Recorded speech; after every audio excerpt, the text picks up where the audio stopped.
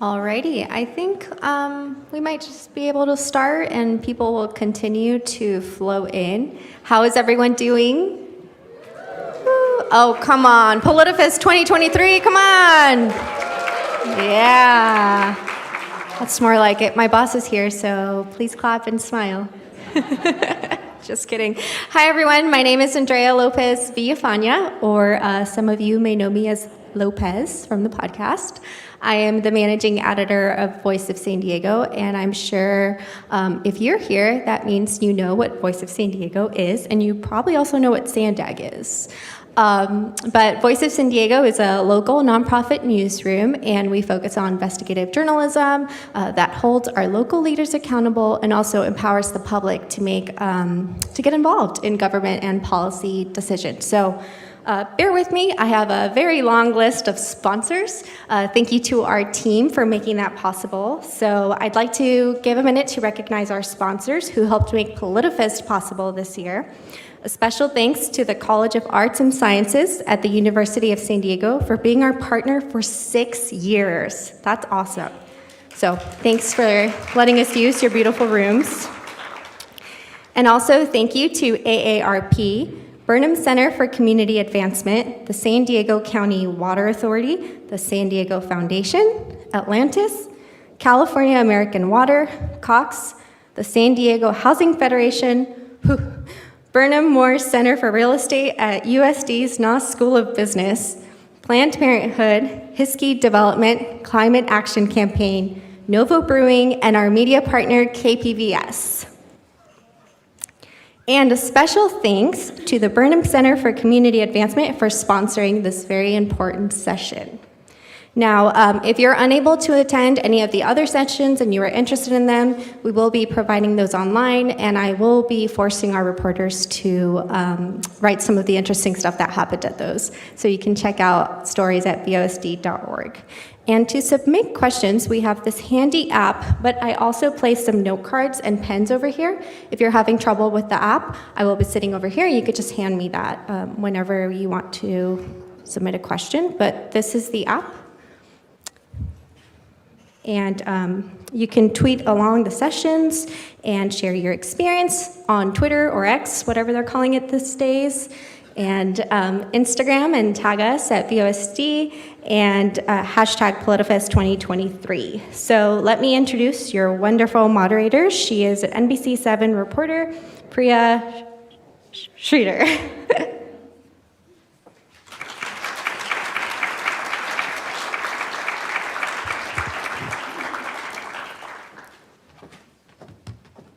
All right. Are both of your guys' microphones working? Yes, okay, perfect. Test. So I wanted to start out with hopefully what will be the easiest question today. Many people in the audience might be familiar with your background, some might not though. So tell us a little bit about yourselves, why you think you're the best person for this job, and why you want to be the District 4 Supervisor. Amy, we'll start with you. My name is Amy Reichert. I'm a lifelong San Diegan. So I was raised right here in San Diego. My mom was a secretary, and my dad worked at FedMart. How many of you remember FedMart? If you're younger, let me just tell you that's the 1970s version of Walmart, okay? So my parents, I grew up in Tirisana, and my dad was diagnosed with multiple sclerosis when I was very young, and that is when my mom became the caregiver and the breadwinner for me and my 2 younger brothers.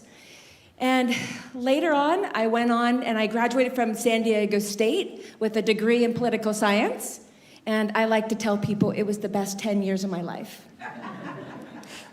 And I really didn't use my political science degree. What I did after college, I became a licensed private investigator, and I got my license in 1999. And part of my story is I was adopted when I was a baby. And so when I was 25, my mom, who adopted me and who I consider my mom, told me my biological mother's name. Now, this was before Google, and I found her. And that's when I realized I had a knack for it. And so I am a small business owner of Amy Reichert Investigations, and I've had that ever since 1999. Fast forward in life, some of the things that are my why for running and part of my background that all weave together. When I was 30 years old, I was 8 months pregnant with my firstborn. And that's when my dad died of complications when he was only 56 years old from multiple sclerosis. And 5 weeks later, after a normal, uncomplicated pregnancy, I was a week overdue. My daughter, Ashley, was born in a coma. And she only lived for 3 days. I held her in my arms as her heartbeat faded, and her life was over as quickly as it began.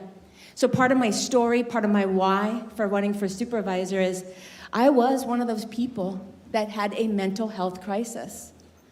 I was diagnosed with major depression and post-traumatic stress disorder. And yes, sadly, I turned to alcohol back then. And also part of my story is a story of hope and treatment and recovery. And I've been sober for the past 20 years. Again, part of the why that I'm running for supervisor is we have a mental health crisis right now in San Diego County, and it is intertwined in homelessness and also drug and alcohol addiction. And so later, as we touch upon those issues, I'll be sharing more of my story and my why. But right now in San Diego, we are at a crossroads, and I just really want to serve people. My why was crystallized this year. It was the County Board of Supervisors meeting to decide for the District 4 office if this office would be by appointment or special election. And there was a lot of commotion in that room. There were over 100 people there to speak. And I will never forget, there was a woman sitting in the back row, and she had 4 children, and I felt drawn to her. And I started speaking with her, and it turned out she was going to lose her homeless motel voucher in 17 days. She was a single mom with 4 kids. And so I said, I'm gonna help you. And over the next week, I found out how difficult it is to get a single mom with 4 kids who's gonna be on the streets help. We're at a crisis right now. I just wanna serve people. I just want to help people. And so I come before you, and I just want to thank everybody that's here on a Saturday. I want to commend you. Give yourselves a round of applause for being here on a Saturday. And I look forward to hearing your questions. Thank you. Monica, if you could tell us a little bit about your background and why you want to be the next District 4 supervisor. Sure. Oh, it works. Okay. When I was tapping, I didn't hear. Okay.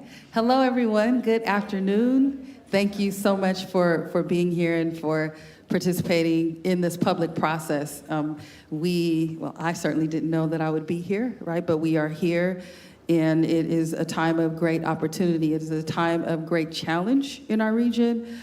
We're sort of experiencing a paradigm shift, but it is a time of great opportunity. And I truly believe that every single person that wants opportunity and wants to thrive in our region should be able to do that. And it is our responsibility to ensure that that opportunity is available and accessible to whoever who wants that opportunity. So as was said, I'm Monica Montgomery-Steppe, no hyphen. And I'm a current council member of the City Council District 4 in the city of San Diego. This is the community that I grew up in. It's the community that raised me. And I had to be sort of dragged to public office. I served as a staffer for about 3 years. I worked at the ACLU leading a local campaign on bail reform in our region. And I also, when I first entered into the legal field, because I am an attorney by trade, it was during the time we were experiencing an economic crisis, and a lot of people, particularly people of color who have been targeted, but really many people of all backgrounds who had been targeted into subprime loans. We helped those folks be able to keep the homes that they had, the homes that they planned to build wealth for their families. We fought against the banks in order to do that. And so that was sort of my entryway into the legal field. And then I went into being a staffer and really learning the system, following those who were ahead of me, and then ultimately becoming an elected official. So my why kind of goes back. There are a lot of reasons why. I feel that I'm the best person to do this job for such a time as this. But my why does go back to 2016, 17, when my boss at the time, in response to a study that showed us, what the community members have been telling us about racial profiling in our communities, showed us that it was in fact true. That folks of color were being profiled by the San Diego Police Department in this study. It's focused just on the San Diego Police Department. And in her reaction, I'm paraphrasing, but just said that, Black people are stopped and arrested because those are the ones that commit the crimes. And so, sort of in protest to that, but at risk to my own personal life, I left that office. And I did not know where I was going to go. I did not know what I was going to do, but at that time, my faith held me, and my values and principles really held me, because I knew that I could not go out into public and represent my boss, which is what you're supposed to do, right, as a staffer. And so that's where the ACLU came in, and that's where I ultimately decided to run for office, because I really wanted to uplift community voices that are not always heard, many voices in this room, where you are finding the issues that are going on in your communities. You may not have, feel like you have a say in that. I wanted to bring that to City Hall.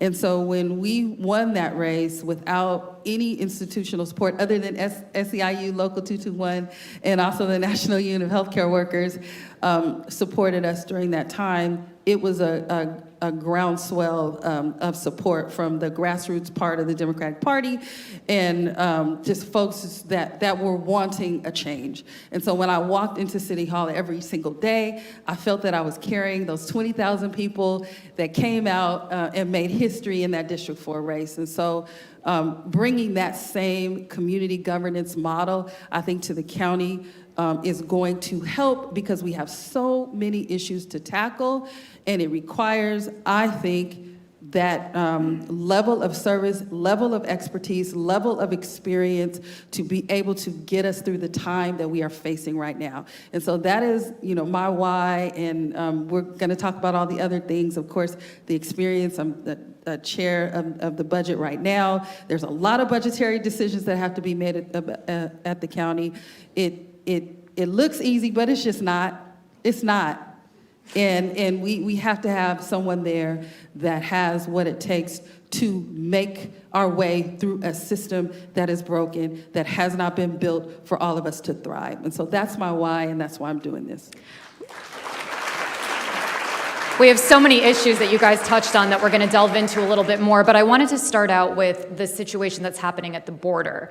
I believe since September 13th, we've seen more than 10,000 street releases of migrants across the county. The Biden administration recently has changed their stance a little bit on how they're approaching the border. Yesterday, Chair of the County Board of Supervisors, Nora Vargas, announced that she would like to allocate $3 million towards addressing these migrant street releases. Monica, do you support that idea, and what do you think should be done about what's happening at the border? Yeah, so just first of all, thank you, Priya, for doing this. It's always good to see you, and thank you, Voice of San Diego, for continually hosting these very complex discussions that we have to have. They're very helpful for us. So I want to go back a little bit and give a little bit of additional context. There are a lot of our community advocacy groups that have been every day opening up their doors to make sure that folks that are being dropped off by Border Patrol, at least 600 people per day right now, are being taken care of. About 90% of those people have sponsors throughout the United States. So they just need a little bit of help to get to where they're going. That's the majority of the people, a large majority of the people. But there are folks that don't quite have it set up with the sponsor and the like. So, you know, it's really, I try to look at everything from my limited knowledge of history, but we are the majority. This is a country where most people, except for those who were enslaved, which is where my ancestors come from, came here from somewhere else. This is a country of immigrants, period. And so, yes, we need laws and we have a structure, and I understand that. But from a moral standpoint, I do think it is incumbent upon us to make sure that everybody is taken care of. But outside of that, the county is the public health agency. And so when folks enter into our region, we have a responsibility to keep everyone safe while they are here. We just have that, no matter what, right? And so there's a lot of things going on in this situation. And I will say from the community, many of my communities, there is tension, right, that we have to bring up. There's tension. We have a lot of people living on the streets. We have people, when I'm looking at every day, major disparities in our systems, where it is easy to look at our system and say, we're not taking care of our own people, right? And so I understand that. But from a historical perspective, and I think from a moral perspective, we do have a responsibility. Now, the last thing I'll say about this is that, yes, we should not have this responsibility on our own. Notice I said Border Patrol is dropping people off. I do believe it's possible that the county has not taken advantage of all that the federal government has laid out. Some of our legislators have placed money in certain pots for us to apply for. But more than that, it needs to be a structural change, because it's not going to stop. And so right now we have the choice of allowing people to be dropped off and go where they go and do what they do. And we have a choice to ensure that we are shepherding people to their final destination. So I do support the allocation, because I do feel that it is necessary, and I understand how complex this situation is. Amy, what are your thoughts on that? On Tuesday, the Board of Supervisors is going to vote on a resolution to allocate $3 million. And what is really going on is this is the federal government's responsibility. And as I've looked at this program has a $1.2 million burn rate per month. This $3 million is not going to last very long. It's only going to last maybe 2.5 months. And then more money from the county is going to be required. So you're probably wondering, where is this county money coming from? This $3 million amount, it is coming from COVID money that was given to the county for mental health, for our homelessness issues, and we have profound ones. And this is not free money. This $3 million is going to be coming from a pot where this was going to be used so homeowners could get zero or low interest loans so that they could buy property. We have a profound affordable housing crisis in San Diego County. According to the Homelessness Solutions Prepared Action Program from the County of San Diego, 400,000 county residents are severely rent burdened. That's just a fancy government term for the rent is too damn high in San Diego County. And so here is the analogy I want to use. And I want to be really clear. This is the federal government's responsibility. And we will quickly burn through county money. $1.2 million a month. It won't just be $3 million. Mark my words. They will need more and more and more unless we stand up to the federal government. So I'll leave you with this. Imagine a mom who takes lunch money from her own children and then gives it to the next door neighbor's kids so that she can look like the good mom to the neighborhood. I just want to remind everybody this is not free money. This was COVID money allocated for profound, serious issues that we are facing here.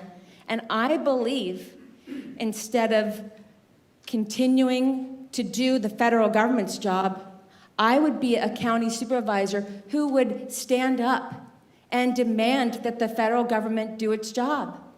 I think it's not compassionate to release people at 10 o'clock at night onto the streets of San Diego without food or shelter.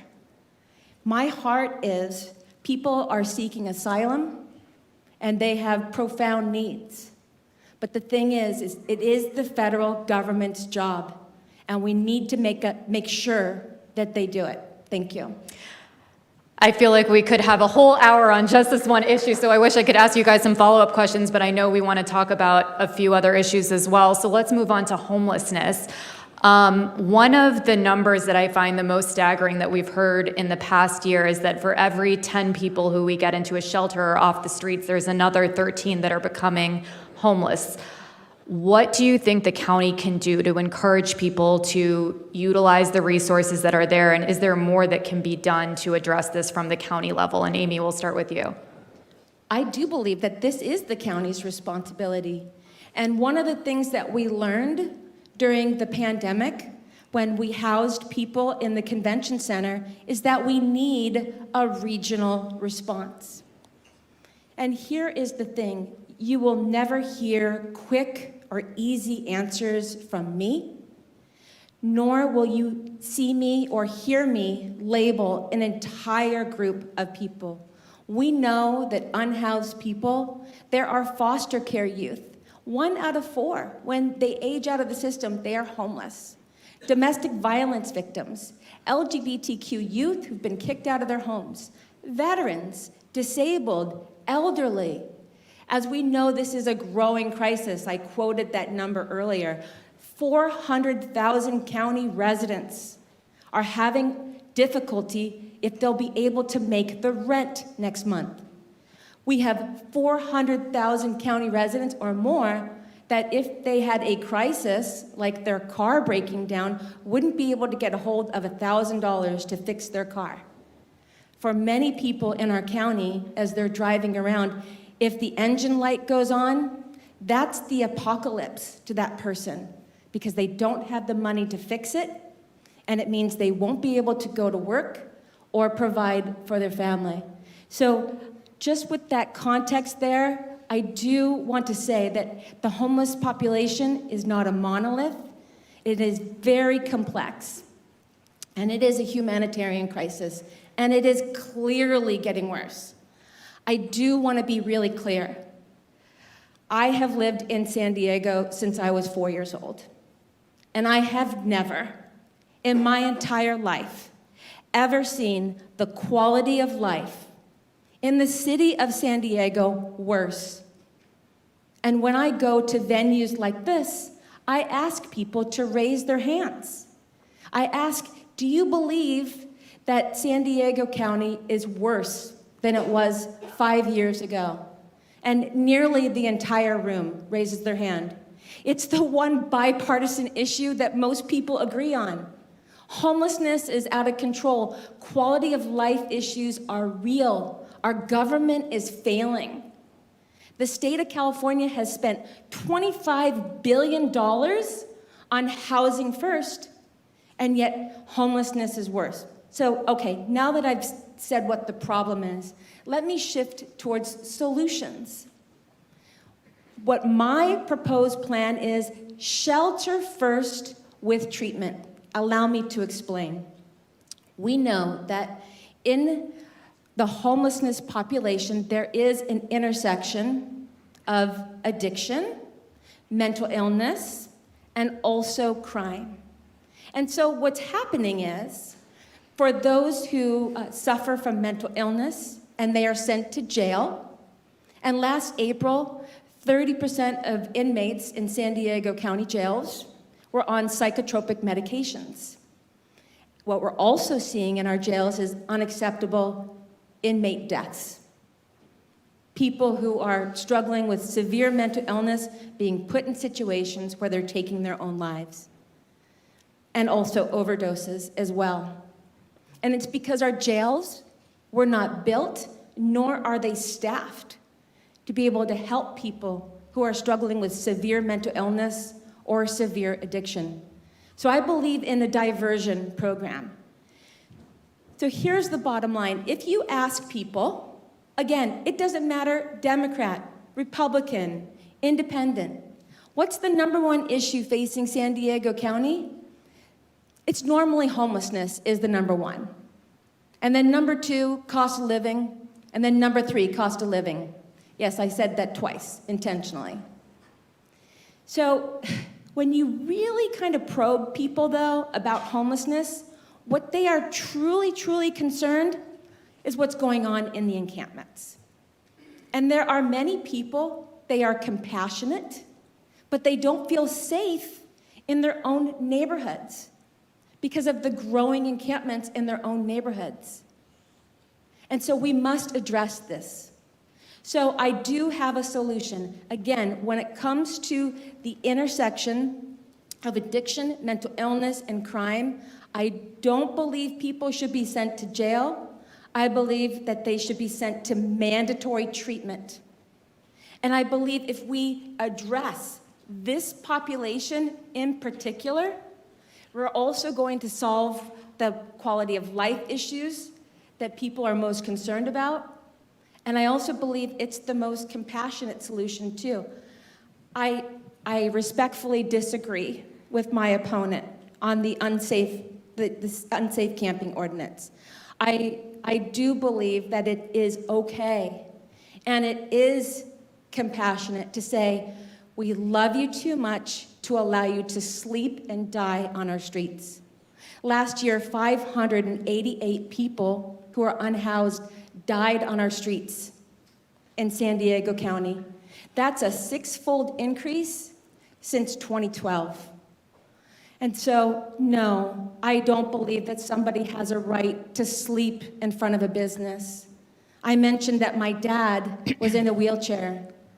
And one of the things that he was able to do before he got really sick was he was able to go on his, it was called an Amigo scooter, throughout our community on the sidewalks.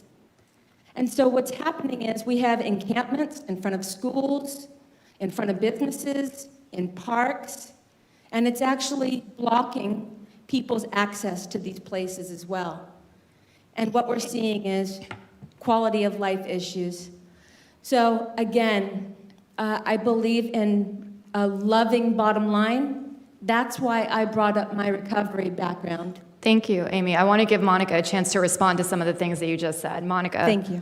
Yeah, it's really good. Thank you, Amy, for mentioning the camping ban. I mean, it just, number one, I want to point out that, you know, I'm the only one here that has had to stand for something on a dais and actually take a vote. So I have to, you know, actually, you know, respond to people that may not agree with me and kind of work through those issues and those problems, which I think is super important when we're talking about county representation, because there may be some in here that, you know, agree with the camping ban, and believe it or not, I can understand a lot of those reasons, and there may be some that didn't agree with it, right? And so it's very important to be able to navigate those spaces, especially when dealing with such complex issues.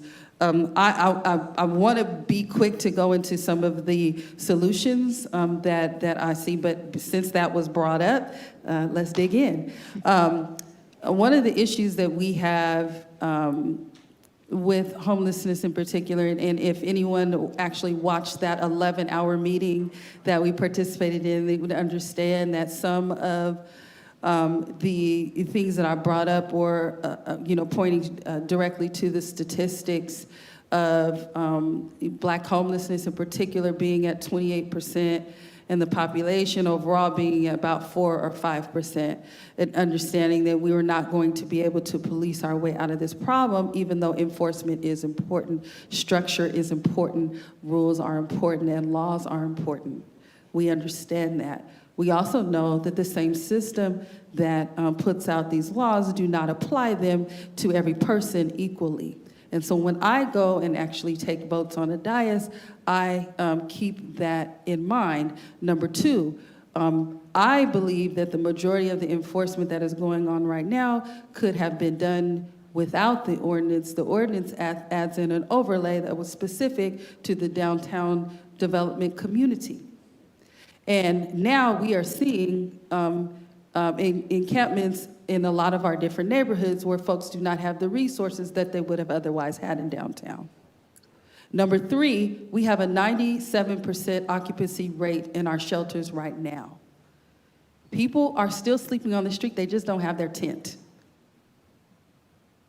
So there is a better way to deal with these issues, and it starts with humanity.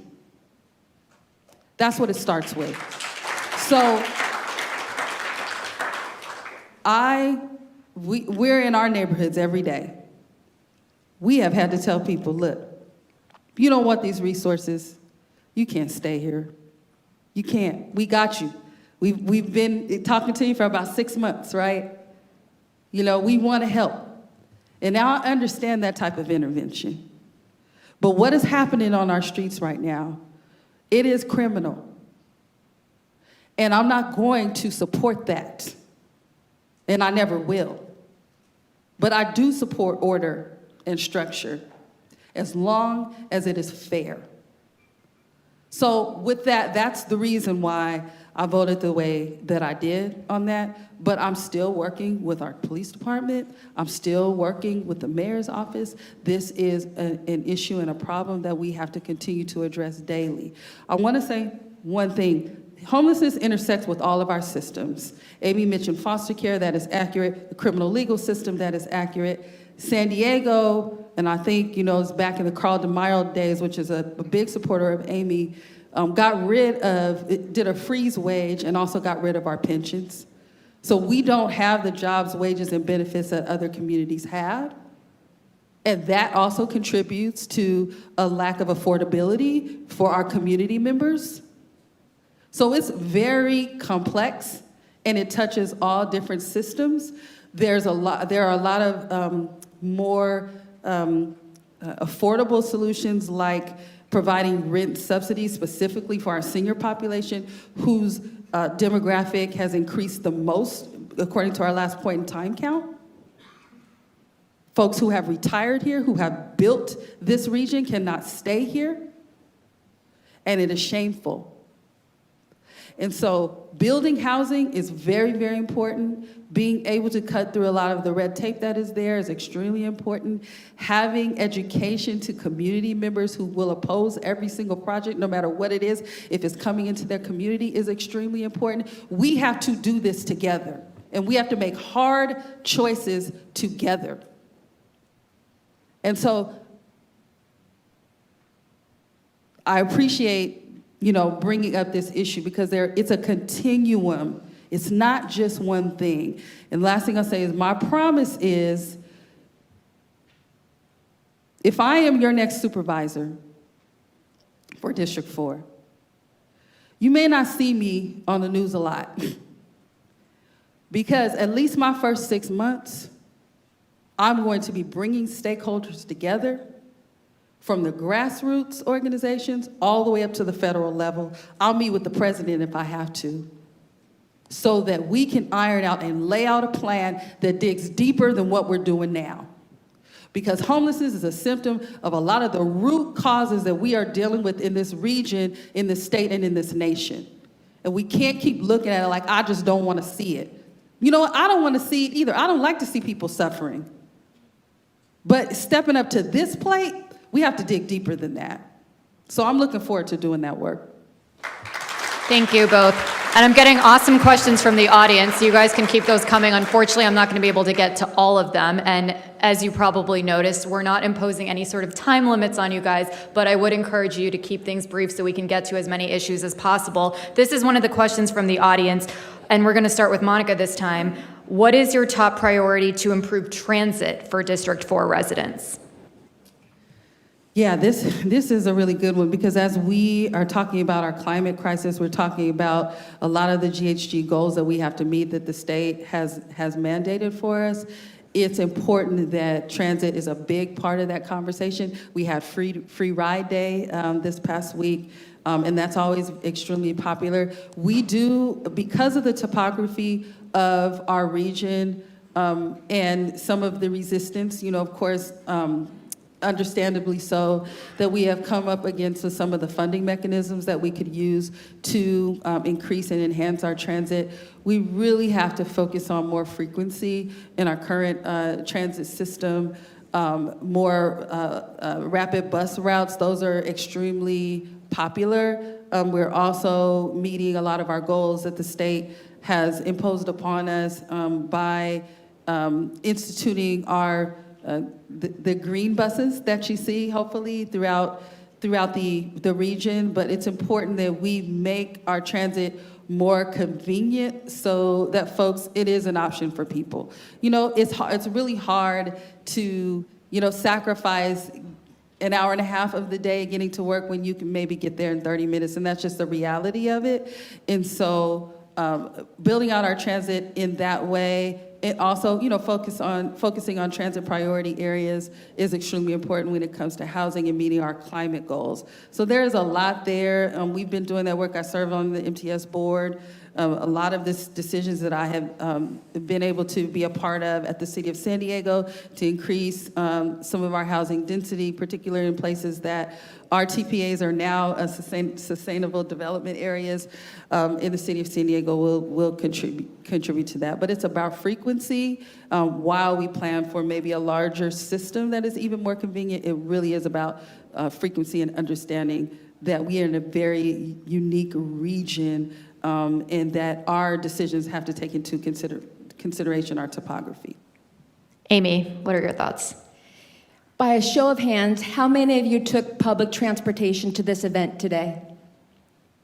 Yeah, that's about the percentage of the population.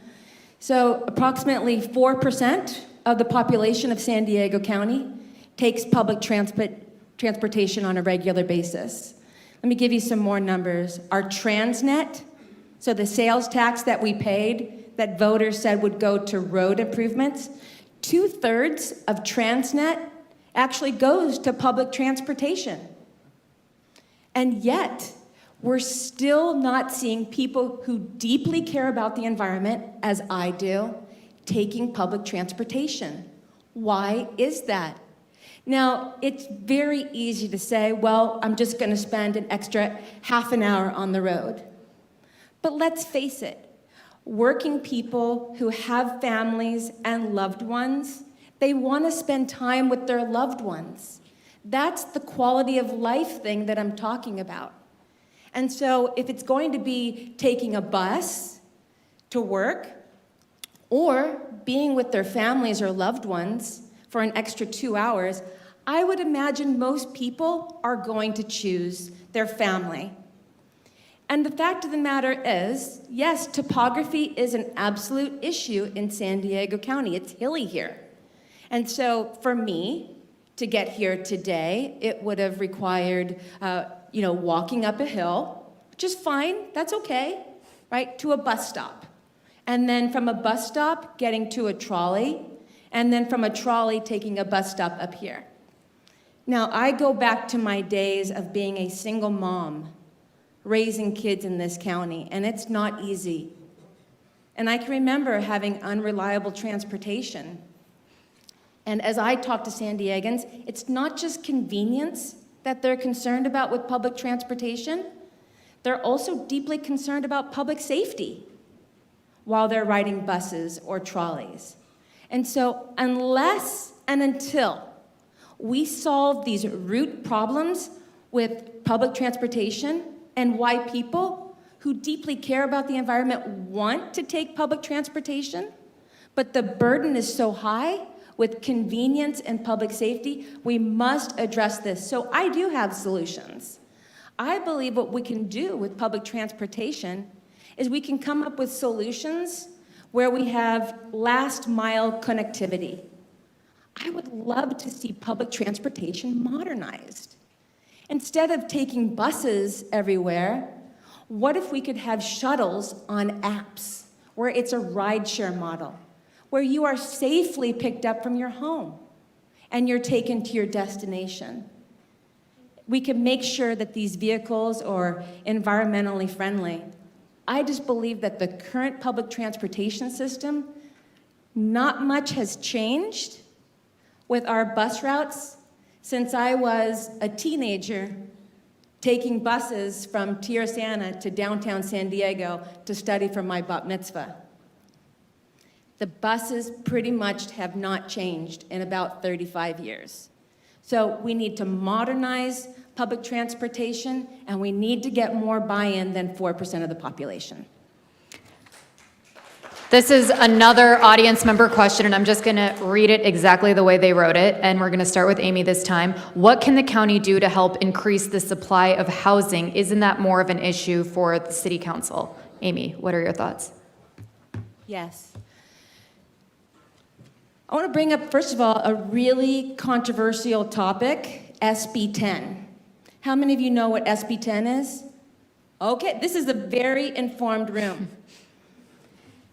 I am against SB 10.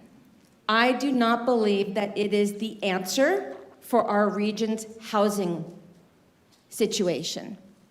Let me just give you the reason why. So I believe what it would do to residential neighborhoods is instead of people owning property in their own neighborhood, what would happen is corporations would slowly take over our communities, where corporations will have huge housing complexes with no setback and no parking and turn us into Los Angeles or San Francisco. Okay, now I've told you what I'm against. Now let me share with you what I'm for.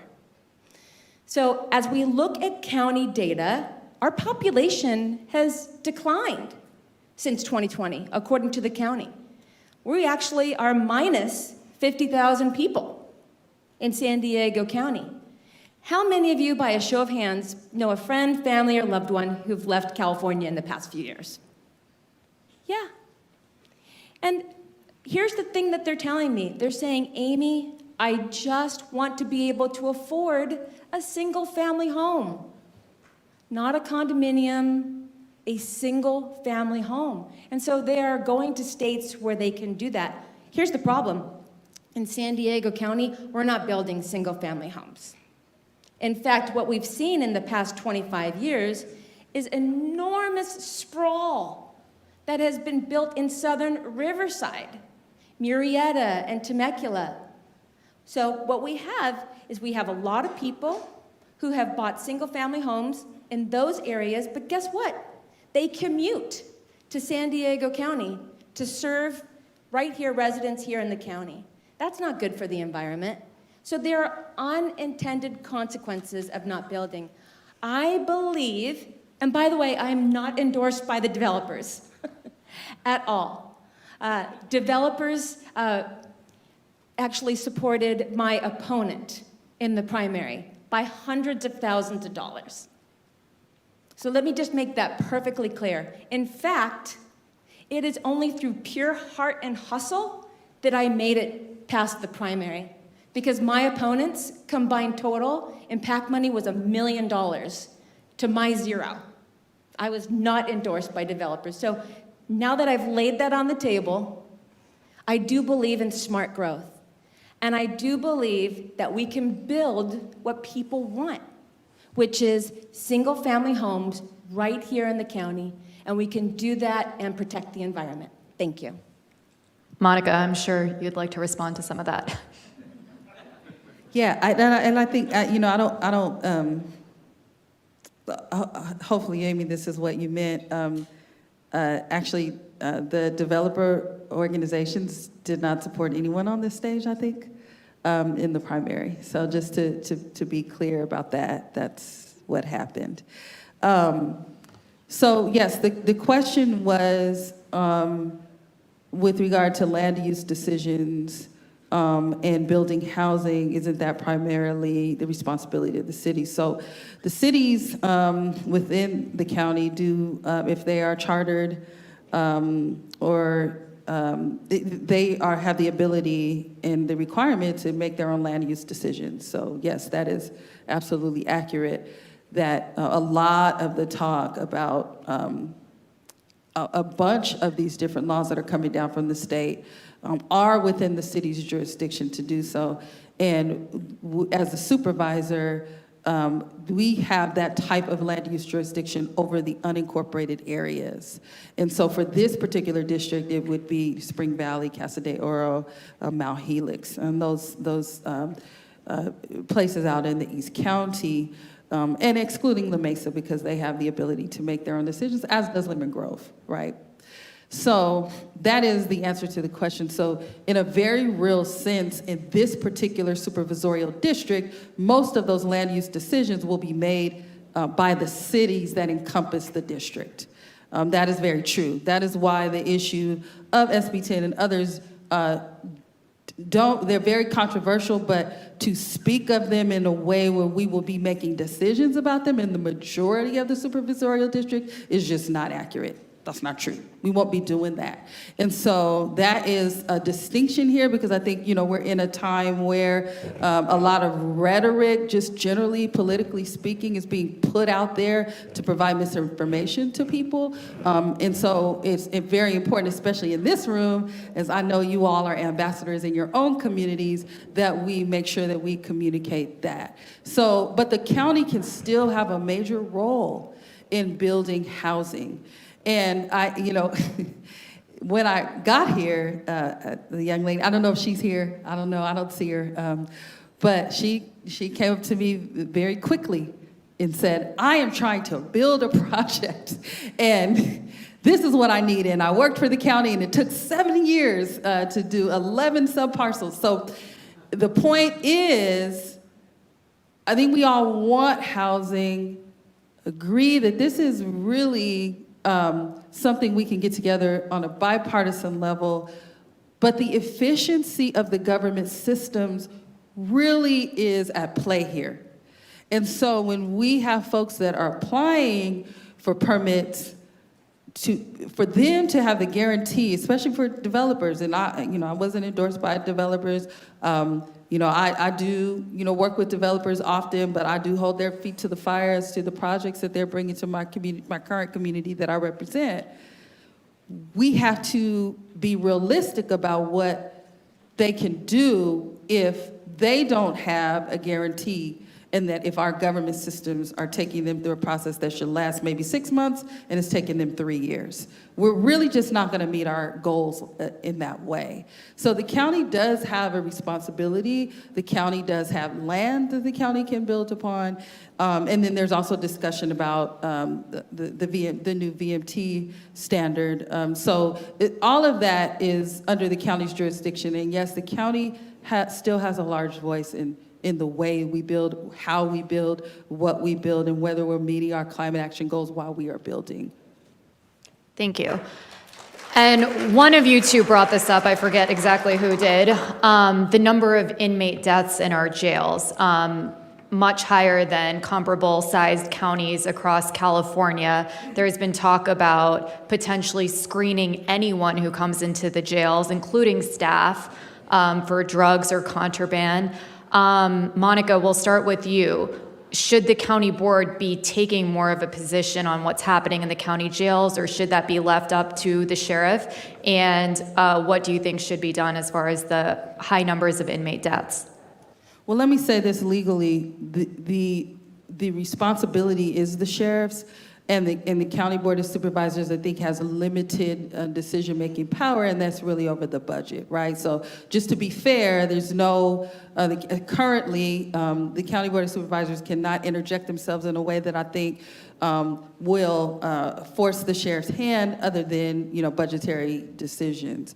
That being said, I think that there is always an opportunity when we hold these platforms to speak out against what we see as wrong. And what is going on in our jails right now is wrong. Now, it is not just the sheriff that we're talking about. It's across those systems.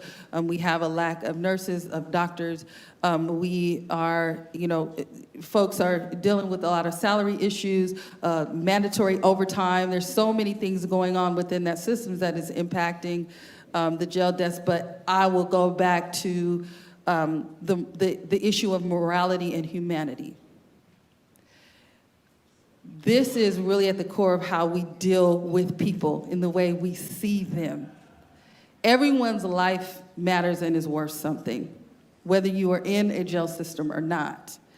And so approaching these issues in that way will help us decrease the amount of people that are dying in our jails. And no one should be in their cells suffering for hours upon hours upon hours. No one. And so I think at the core of it, that is what we can promote, we can talk about.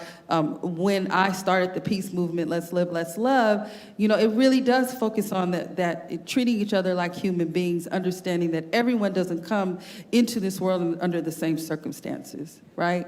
And as I said before, there are rules, there are laws, but we're all still human beings. We've all made mistakes, and we're all here. And so having that mentality, I think, is very important. I know that the Senate President Pro Tem introduced a bill at the state level that would help cure some of these issues. At the very least, our board there at the county, CLRB, that deals with these types of complaints and the complaints of death, do have an opportunity to get all the reports that they need in order to make their proper determination through that bill. Because that has not been happening. So this is just something that I've always fought for. I've always fought for accountability in every realm of government. Certainly law enforcement is no exception, and I think that needs to be a big part of this conversation. Thank you. Amy, thoughts? Yes, well, I set the table in explaining how we have a mental health crisis in our jails, with 30% of the population being on psychotropic medications. Clearly, what we've been seeing with state audits and investigations regarding our jails, it's unacceptable what's happening there with inmates taking their own lives and also drug overdoses. So there must be accountability, but what is the root cause of this issue? And we have to look at the fact that our San Diego County sheriffs currently are short-staffed by 250 deputies. So, and in our jails, there's mandatory overtime for these deputies, 16 to 18 hours extra every week, and they're asked to work on their days off, they're missing family events, and that is causing mental health issues with people who are serving and protecting, and supposed to be serving and protecting our most vulnerable in our jails. And so, I absolutely believe in accountability. When it comes to the budgetary issue, I believe that a supervisor can step in and provide the sheriff's department with more resources for recruitment and making sure that these deputies aren't working an extra 17 or 18 hours a week. Clearly, when they are overtaxed, overburdened, and we're going to continue to see these inmate deaths. Now, I do want to pivot to something else really quick. I hear how people will say, we have to treat people with compassion and respect. And one of the things that I did in this campaign was I made a vow. I made a vow that I would never name call or mudsling. And what I have seen in the past few months is not what people are saying on stage right now. And so I just want to ask you, I did see you, Monica, say in an email, you referred to me as anti-science, science denier, and an extremist in a fundraising email after you vowed publicly that you would never mudsling or name call. I have never done this in this campaign, and I just want to ask you from my heart, please don't do that. It leaks down to everything publicly when we do that. And so if we're going to treat people with compassion and respect, how you campaign is how you will govern. And so I know I'm putting you on the spot. No, let's give Monica an But opportunity to respond to that. I think you should answer the question. If you are going to name call, I just would like for you to point to actual examples.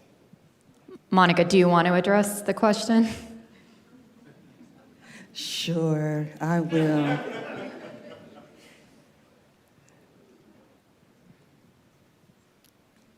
I actually don't think anything about that is not true. And also, I think this strays from some of the issues that I said in the very beginning were extremely complex in a forum or debate that people came to hear. But, you know, I try not to get on social media as much. I'm very grateful that I have folks that keep me abreast, but I've been called a lot of things a police defunder, which I have never done. That was from your Twitter account. I've never used the word And see, this is why I don't want to get into it, because I can bring the receipts when there's time for that. But right now, it's substantive issues that we need to be talking about. But, you know, Amy, you were the head of one of the organizations that was anti-vax. And I have a lot of family members Anti-mandate. I feel a lot of ways about that, and I understand it. But you were extremely vocal in that. You have categorized that as civil rights, and people's had the right to do what they wanted, and then they had a consequence for that, and that's totally fine. But I think just you being honest about what you have said and what you have done and who has supported you and you at right wing, when I say that, you have been, seen with people that were just in the middle of a possible government shutdown, Marjorie Taylor Greene and Ted Cruz and Tucker Carlson and you know what, there might be people in the room that totally and completely agree with those folks, and that is totally fine. But in my opinion, that is right-wing extremism. That's what it is. And so you may say that I'm a police defender and all that, and there's no receipts and no evidence of that, but you have said that. And so this is fine. This is what happens when we run one of the largest counties in the entire nation with an $8.1 billion budget. I can take the hits. I took the hits all during the primary, including racist ones, and I am fine with that. Those did not come from you. I'm asking for an apology. Okay, I'm going to stop you guys right there. Yeah, that's why this is. We why only this have ridiculous. 5 minutes left. And honestly, what I'm hearing from both of you is that you guys want to have a civil discussion and talk about issues. So let's end with a question that I think is in the spirit of that. I cover politics a lot. You guys know that. And I always, like to see people who are open-minded. And so, Monica, we'll start with you for this one. I'd like to hear an example of a time that you changed your mind on an issue or a policy after you received more information. You might need a second to think about that, but just tell me about a time that your thinking on a certain issue has evolved over time because you received more information. Well, that's a good one. You know what? Let me talk about SB 10 a little bit. And this is, as Amy said, this is controversial, right? Because we are seeing, major impacts in our communities, and we have to acknowledge all sides of the issue. I think I am a person who believes that we have to start with the intent of a policy. The majority of our conversations have been about housing, and they've been about homelessness, and we know that we need more housing for folks. That's something I think most of us can agree on. I think SB 10 was an attempt to try to get there, and understanding that, some of our land use policies were structured in sort of a system that was exclusionary, right? And that was a racist system, right? So we're trying to reconcile with all of that. And I understand, some of SB 10's intent in doing that. I went to a meet and greet that a friend was having for me. And next door, there was an apartment kind of building in the back of a home that had 6 units in it. And the units were going for $3,500 a piece. And so for me, that is not necessarily a change in my principle and value, but just let's go back to the table and look at how we can, make whatever we build much more affordable for people. And I think that there needs to be a harder look at the framework, right? Because it's not necessarily getting to where we want it to be, I think. And so that is kind of a sort of an evolving. I'm sure there are others, because I do take in a lot of information, and sometimes I won't take an early stance on an issue because I just know, that these issues tend to be very, very complex. And so when I make my decision to avoid kind of going back on what I said, when I make my decision, it's with a lot of the information at hand, and I've read through and just kind of gone through my own process to make what I think the best decision for whatever community that I am representing. So that's kind of one where I'm like, okay, we need to take a look at some of these decisions that we're making to ensure that they're getting the impact that we intended for them to get. Thank you, Monica. And we only have 2 minutes left, Amy, but I know that you can answer this question. You've got a little bit more time to think about it since Monica answered first. So give us your answer. In late 2020, that's when 5 people met on a lawn in Balboa Park. Because what was happening in California was the rest of the country was safely reopening schools and small businesses, and California was going in the opposite direction. That group went on to become Reopen San Diego. We are never anti-vax. Just so you know, I've had every single vaccine. I just didn't think that people should be fired for not getting the COVID shot. So this is something that I changed my mind about. In November of 2021, that's when a group of San Diego city workers came to us at Reopen San Diego, and they said, Mayor Todd Gloria is gonna fire us 3 weeks before Christmas and not offer us the religious exemption process. So that's when we did respectful press conferences at City Hall. Now, what happened was the City Council went on to vote unanimously for an ordinance that would have kept people who didn't get the COVID shot from volunteering for the City of San Diego, serving on a board or commission, holding employment, and also holding elected office. That last one, holding elected office, we found was wildly unconstitutional. So that small group of 5 people who were sitting on a lawn, we wound up filing a federal lawsuit. And this year, the City of San Diego settled that lawsuit and repealed that ordinance. And yes, it was wrong on many levels, including the 1964 Civil Rights Act, Title VII. And so I can stand up on this stage and I can say I have protected thousands of people's jobs over the past couple years. And I have been called all kinds of names, and I can take it. I am just asking that from here on out, that the name-calling cease. Thank My you. previous opponent Amy, was also called a right-wing extremist. I'm going to Vanessa stop you Goldbeck, right there and I because we're feel out of that time, is wrong. unfortunately. But thank you for your response. And thank you both for participating and for the audience for all of your great questions.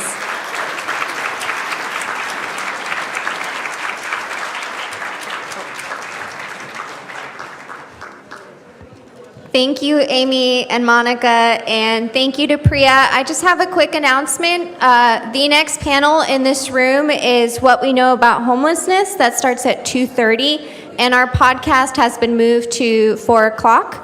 We will be joined by California Attorney General Rob Bonta and LA Times reporter Liam Dillon. Thank you.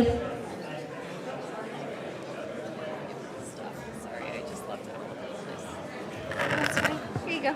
Okay. Thank you. Yeah.